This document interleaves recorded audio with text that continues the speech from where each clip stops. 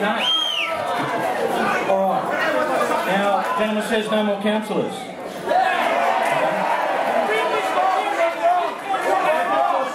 Understand that.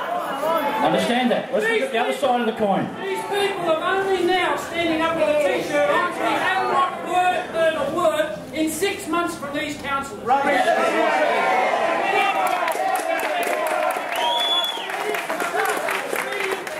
a t-shirt on this afternoon to show support. It is the same as the council. You don't listen, you've got no idea who did that t-shirt. Who paid for the t-shirt?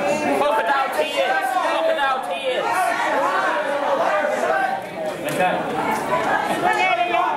We've got 2 speakers left, and there's another gentleman that wants to speak.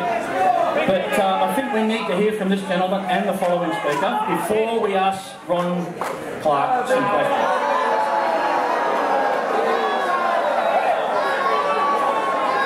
He's offered to answer questions. Okay. From Division 10, Councillor Eddie Sarroff.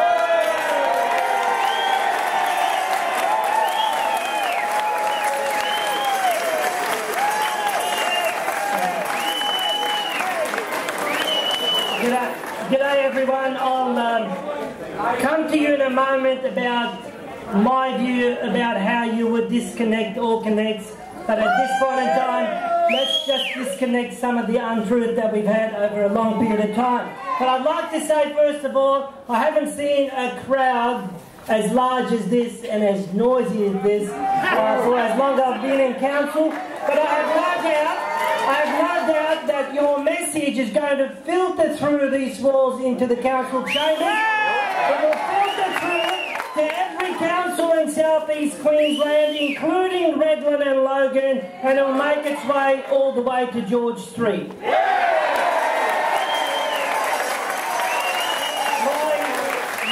personal view is that the community is asking for Allconnex to be disconnected. Because the public is sick and tired of the blame game we've heard. It's time that both the council and the state government accept responsibility, and rather than engaging in that blame game, give the public some confidence that your interests are at heart and that there is a solution. So I say we all accept responsibility. We all accept responsibility. And I say we need to be transparent, because the last 7 months, I can only say the events are absolutely disgraceful. And that's why you're here. More importantly, we need to all open our books.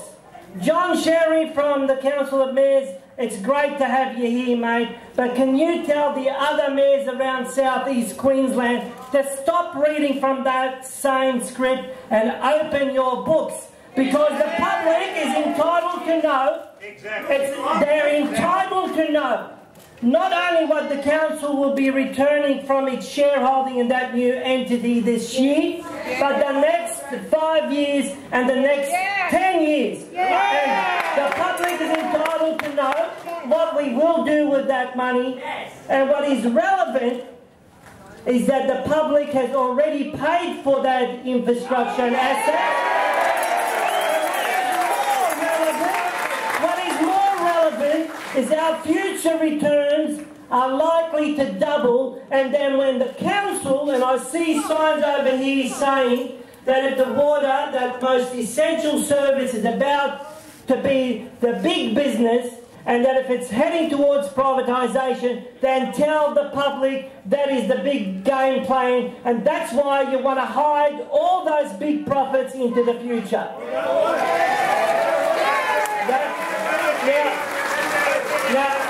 And we want nothing behind closed doors. We want it all out in the open. Not behind closed doors. Okay. Can I just walk through a couple of issues so that we don't run out of time? Yes.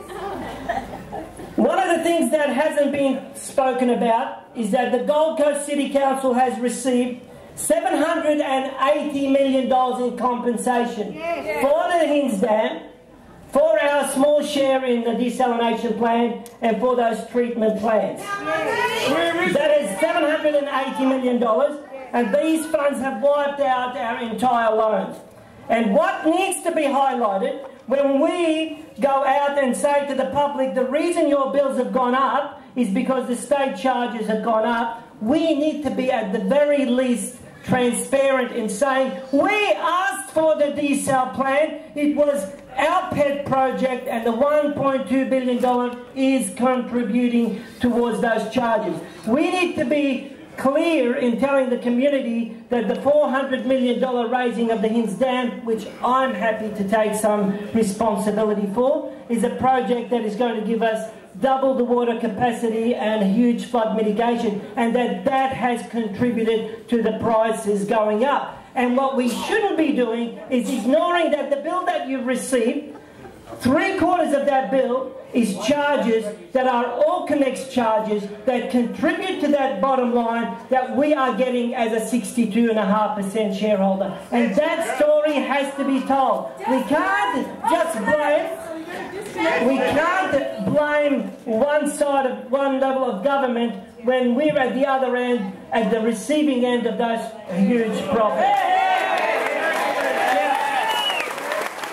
And that leads me to the document that I'm not supposed to talk about, and that is Council's financial return. So I mightn't be allowed to talk about it in there, but mates, I can promise you I'll be flagging it at every opportunity. And that is a document that provides our 5-year financial return. There are estimates, and the public needed to know that this council, with the projected profits over the next 5 years, was going to generate $775 million over the next 5 years. Now that is based on a 15% increase in the water charges, and I'm not condoning that. But what this tells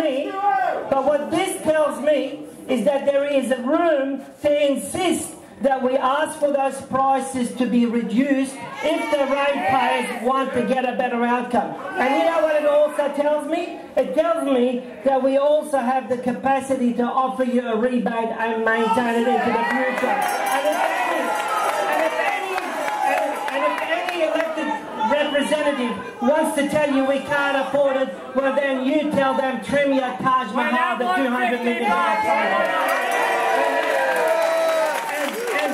We stand here, take a good look at those buildings that will go. These buildings that accommodate 900 staff, ladies and gentlemen. We will be taking 900 staff out of here to accommodate them in a building that we have to build, fit out, and if you're worried about the $4 million fit out with Allconnex, build, fit out and borrow to build a new headquarters that will be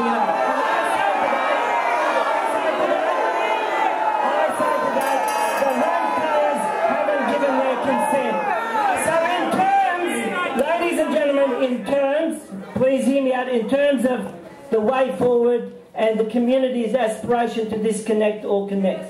Now, for the first time I've heard today that there is a commitment from this council to disconnect Allconnex, and I've just heard that we have that commitment. It hasn't happened in the chambers, but let's watch the space.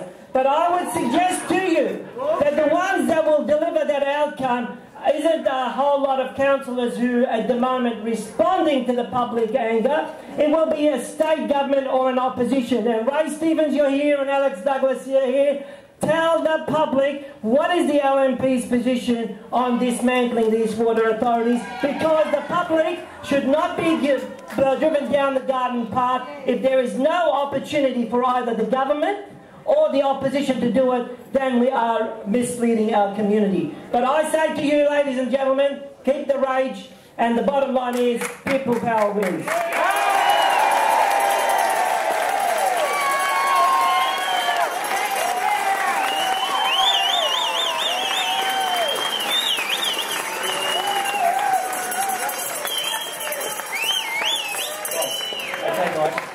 I've just been asked